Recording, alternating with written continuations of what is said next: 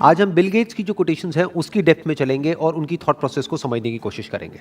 In fact he is not just one of the richest person in the world, he is also one of the biggest philanthropist in the world. उनका जो पहला quote है वो है, I choose a lazy person to do a hard job because a lazy person will find an easy way to do it.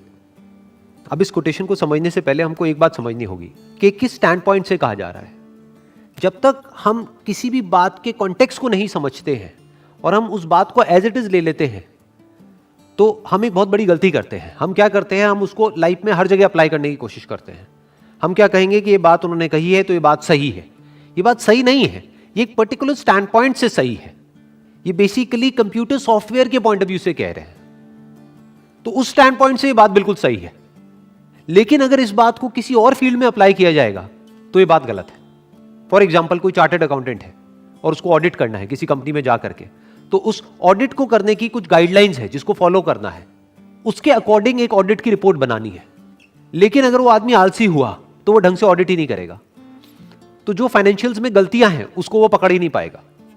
तो ये जो बात कही जा रही है, ये कही जा रही है कंप्यूटर सॉफ्टवेयर के पॉइंट ऑफ व्यू से. फॉर एग्जाम्पल, एक तरह की एक सर्च क्वेरी है जिसके ऊपर काम किया जा रहा है. तो सर्च क्वेरी को एग्जीक्यूट करने के लिए, अगर वो एक कॉम्प्लिकेटेड सर्च क्वेरी है, तो हो सकता है कोई बंदा है उसने 1000 लाइन का कोड लिखा है. लेकिन अगर कोई आलसी आदमी होगा तो वो क्या कहेगा कि यार क्या 1000 लाइन का कोड लिखना, उसी को वो हो सकता है 10 लाइन में लिख दे.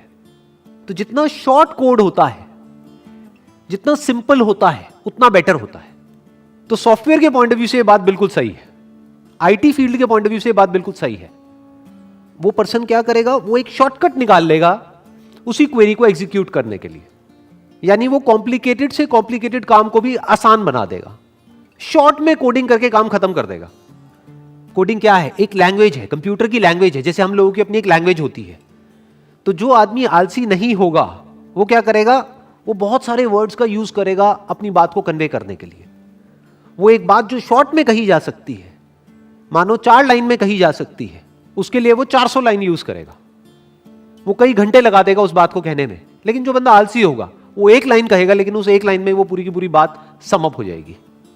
बिल्कुल इसी तरह से कंप्यूटर की जो लैंग्वेज है, जिसको सॉफ्टवेयर बोलते हैं, जिसको कोडिंग बोलते हैं, उसमें ये बात 100% ठीक है. उसमें बात बिल्कुल परफेक्टली फिट होती है. तो कुछ फील्ड्स में ये बात फिट होती है, कुछ में नहीं होती है. इनफैक्ट दुनिया की हर बात ऐसी ही होती है.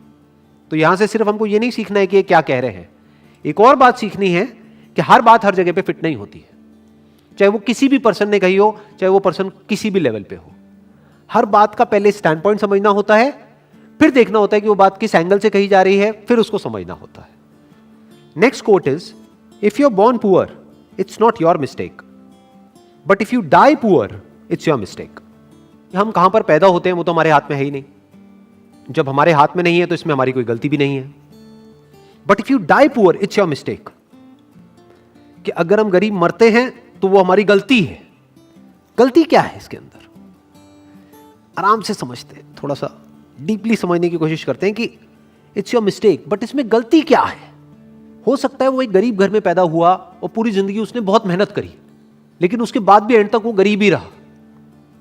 तो इसमें उसने गलती क्या करी? उसने तो बहुत मेहनत करी, बहुत हार्डवर्क किया, उसने कोशिश करी, फिर भी वो गरीब ही रहा. तो इसमें गलती क्या थी? उसने सीखने की कोशिश नहीं करी उन लोगों से जो ऑलरेडी अमीर थे या अमीर है, कि अमीर कैसे होते हैं. बस ये गलती करी और कोई गलती नहीं करी. इंसान के पास में एक पावर है जो जानवरों के पास में नहीं है. वो पावर क्या है? The power of thought, the power of thinking, the power of learning. कि इंसान सीख सकता है. किससे सीख सकता है? दूसरों से सीख सकता है. दूसरों की गलतियों से भी सीख सकता है और दूसरों ने जो सही किया उससे भी सीख सकता है. तो अगर इंसान ये ही ना करे, वो सिर्फ इतना सा ना करे, यानी कि वो सीखे नहीं और खुद ही पूरी जिंदगी सिर्फ मेहनत करता रहे, ये उसकी गलती है. क्योंकि किसी भी काम को करने के 2 तरीके होते हैं. एक ये कि आप खुद गलतियां करो और उससे सीखो, जिसको आप हार्डवर्क कह सकते हो. दूसरा कि दूसरे जो गलतियां कर चुके हैं उससे आप पहले ही सीख जाओ और वो गलतियां ना करो, और जो उन्होंने सही किया वो करो. तो इसको स्मार्ट वर्क कहते हैं. अब क्यों नहीं सीखते हैं लोग? कभी सोचा है, कभी समझने की कोशिश करी है? लोग ये क्यों नहीं सीखते कि अमीर कैसे होते हैं? नंबर 1, कहीं पर भी ये सिखाया नहीं जाता है. अगर कोई गरीब घर में पैदा हुआ है तो उसको यह नहीं सिखाया जाएगा कि अमीर कैसे होते हैं, उसको यह सिखाया जाएगा कि गरीबी में जीते कैसे हैं, गरीबी में एडजस्ट कैसे करते हैं, गरीबी में गुजारा कैसे करते हैं। और उसको जितने भी डायलॉग सुनने को मिलेंगे सुबह से रात तक, वो सारे ऐसे ही होंगे जो इसी बात को और पक्का करते चले जाएंगे और रीइंफोर्स करते चले जाएंगे कि जितनी चादर है उतने ही पैर फैलाओ। मतलब क्या कि अगर आप गरीब हो तो गरीबी में ही गुजारा करना सीखो, अपनी चादर को बड़ा मत करो, हवा में मत उड़ो, अपने पैर हमेशा जमीन पर रखो, बड़े बड़े सपने मत देखो। कोई भी आदमी अमीर या गरीब बाद में होता है बाहर की दुनिया में, पहले वो अंदर अमीर या गरीब होता है। इनफैक्ट किसी का भी आप एग्जाम्पल उठा करके देख लो जो बिल्कुल ही एक नीचे के लेवल से उठ करके पता नहीं कहां किस लेवल पे गया है। फॉर एग्जाम्पल धीरूभाई अंबानी, उनकी अगर आप स्टार्टिंग देखोगे तो बहुत ही एक छोटे लेवल से उन्होंने अपने करियर की शुरुआत करी थी, लेकिन उसको पता नहीं कहां का कहां ले गए। वो बाद में अमीर हुए, लेकिन पहले ही अपनी सोच के लेवल पे वो अमीर थे। यानी पहले वो सोच के लेवल पर अमीर हुए, बाद में बाहर अमीर हुए। ऐसा ही सबके साथ होता है, पहले हम अंदर से अमीर होते हैं, बाद में बाहर अमीर होते हैं। अब अंदर से अमीर कैसे होते हैं और अंदर से गरीब कैसे होते हैं? अगर अंदर ऐसे थॉट्स हमारे माइंड में जाएंगे जिसको हम एक्सेप्ट कर लेंगे, जो थॉट्स हमको आगे नहीं बढ़ने देते हैं, तो वो हमको गरीबी की तरफ ले जाएंगे। और कुछ ऐसे थॉट्स होते हैं जहां से आपका दिमाग खुलता है और आप कहते हो कि अच्छा ये पॉसिबल है कि ये आदमी मेरे से भी एक नीचे वाले लेवल से उठ करके इस लेवल पे पहुंच गया, इसका मतलब इसके लिए पॉसिबल है तो मेरे लिए भी पॉसिबल है। तो ये थॉट्स आपको अमीरी की तरफ ले जाते हैं at the level of your thought. अब पहले आदमी यहां अमीर होता है, बाद में बाहर अमीर होता है, बिल्कुल इसी तरह से जैसे पहले यहां गरीब होता है, बाद में बाहर गरीब होता है। तो ये गलती करी उस इंसान ने, उसको सीखना चाहिए था, उसको कुछ बुक्स पढ़नी चाहिए थी। फॉर एग्जाम्पल एक बुक है think and grow rich by Napoleon Hill. ये बुक कैसे लिखी गई थी? आज से बहुत साल पहले लिखी गई थी। जो ऑथर है वो गए और जा करके मिले ऐसे बहुत सारे लोगों से जिन्होंने कुछ एक्स्ट्राऑर्डिनरी लाइफ में अचीव किया है, और उन सबके अंदर कुछ कॉमन ट्रेट्स को नोटिस किया, कुछ ऐसी बातें नोट करी जो हर उस इंसान में थी जो गरीब से अमीर हुआ, और वो सब जो सीखा उसको उस बुक में उतार दिया। कई साल लगे उनको ये रिसर्च करने में और ये बुक को लिखने में, और कुछ घंटे लगने थे ये बुक पढ़ने के लिए, लेकिन 99% लोग नहीं पढ़ते। ये गलती उन्होंने करी, ये जो बुक नहीं पढ़ी ये गलती करी, क्योंकि वो खुद जा करके नहीं मिल सकते उन लोगों से जिन्होंने कुछ एक्स्ट्राऑर्डिनरी अचीव किया है, क्योंकि उनके घर के अंदर भी नहीं घुसने दिया जाएगा उन लोगों को, क्योंकि अभी उन्होंने कुछ अचीव नहीं किया है। ये बात सच है, लेकिन उनकी बुक तो पढ़ सकते हैं। सोचो, उस बुक से तो सीख सकते हैं। डायरेक्टली उन लोगों से नहीं मिल सकते जो दुनिया के सबसे अमीर लोग हैं, बट इनडायरेक्टली इस बुक के थ्रू तो मिल सकते हैं, उनकी थिंकिंग को समझ सकते हैं। सिर्फ यही नहीं कि एक आदमी की थिंकिंग कैसी है, ये कि ऐसे बहुत सारे लोगों की थिंकिंग में क्या कॉमन है वही तो समझना जरूरी है ना। एक्सेप्शंस को समझना जरूरी नहीं है। एक्सेप्शंस को समझने का मतलब क्या कि किसी आदमी की लॉटरी लग गई और वो अमीर हो गया, उसकी बात नहीं करी जा रही इस बुक में। क्या बात करी जा रही है? बिल्कुल ही एक नीचे के लेवल से शुरू किया और पता नहीं कहां पहुंच गए, ये कहा जा रहा है उस बुक में। ऐसी और भी बहुत सारी बुक्स हैं जो लिखी जा चुकी है। अगर कोई आदमी इन सारी बुक्स को पढ़े तो एक बात तो पक्की है, ये पक्का नहीं है कि वो अमीर होगा या नहीं होगा, एक बात तो पक्की है कि उसकी थिंकिंग चेंज होगी, इसमें तो कोई डाउट ही नहीं है ना। अंदर से उसकी थॉट प्रोसेस चेंज हो जाएगी, and you can say that half of the job is done once the thought process is changed. आधा काम हो गया, अब बाकी आधा काम उसको खुद करना है। यानी सिर्फ थिंकिंग से भी तो कुछ नहीं होता है ना, कि बुक को पढ़ लिया, ठीक है, थिंकिंग के लेवल पे वो पता नहीं क्या बन गया, बट प्रैक्टिकली तो एक्शंस लेने ही पड़ेंगे ना। प्रैक्टिकली रिस्क लेना पड़ेगा, प्रैक्टिकली बहुत कुछ करना पड़ेगा, वो तो उसी को करना है। बट दोनों का अपना रोल है, बिना एक के दूसरा नहीं हो सकता। नॉलेज तभी काम की है जब उसको एक्शन में लाया जाए। तो सीखा तो सही, लेकिन उसको प्रैक्टिकली लाइफ में अप्लाई नहीं किया, ये दूसरी गलती। तीसरी गलती, अप्लाई भी किया, यानी जो सीखा उसको प्रैक्टिकली अप्लाई भी किया, लेकिन जब अप्लाई किया तो नहीं सीखा कि अप्लाई कैसे करते हैं। दो चीजें सीखनी पड़ेंगी।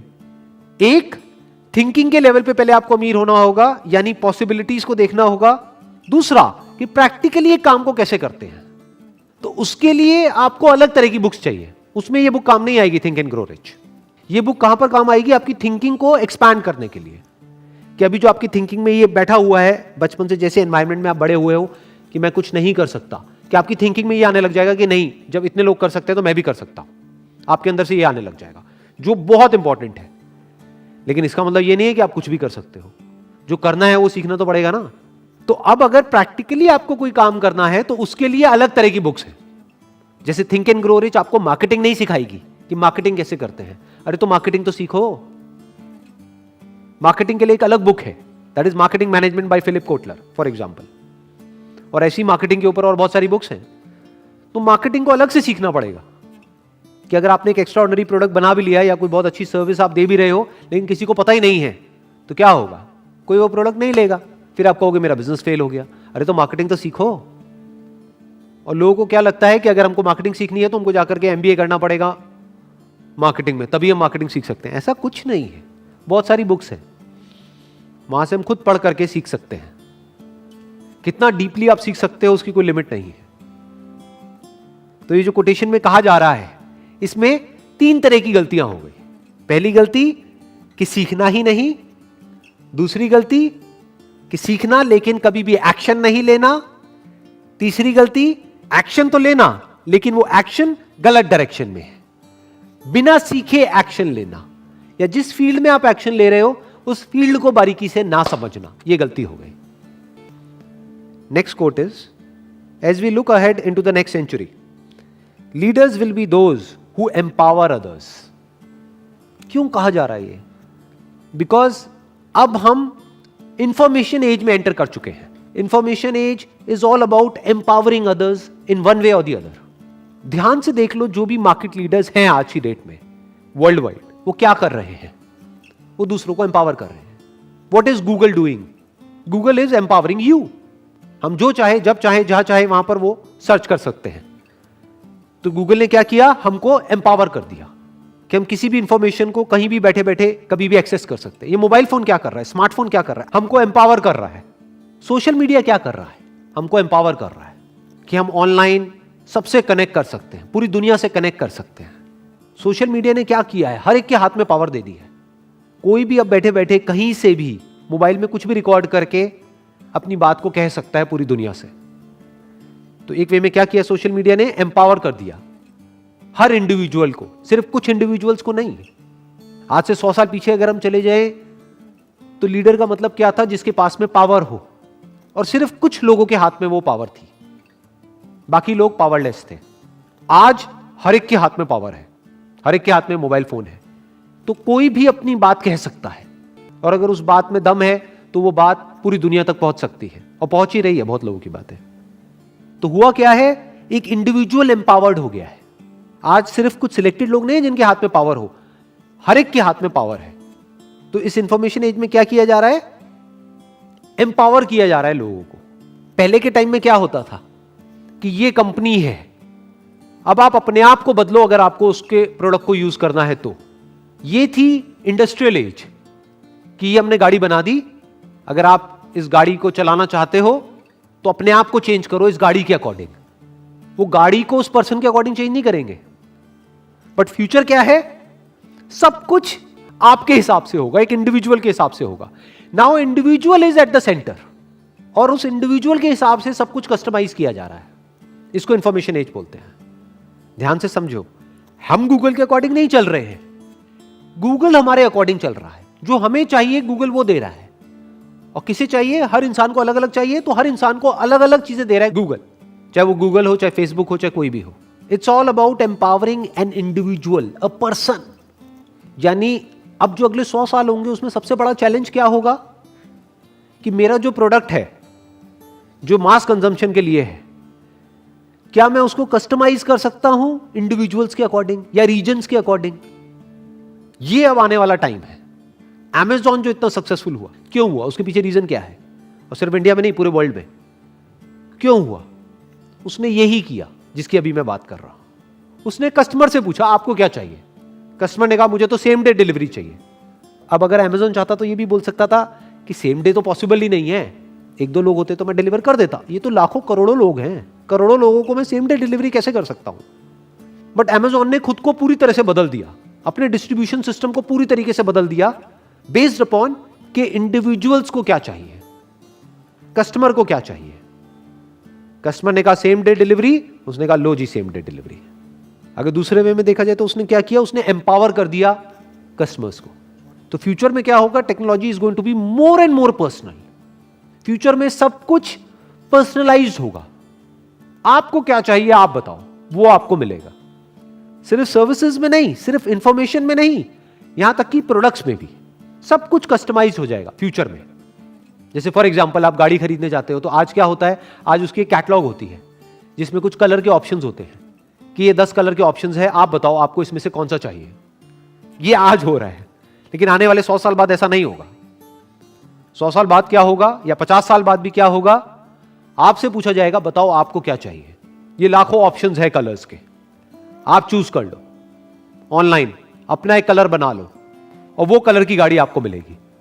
मतलब कि आपकी गाड़ी ऐसी होगी जो और किसी की नहीं होगी।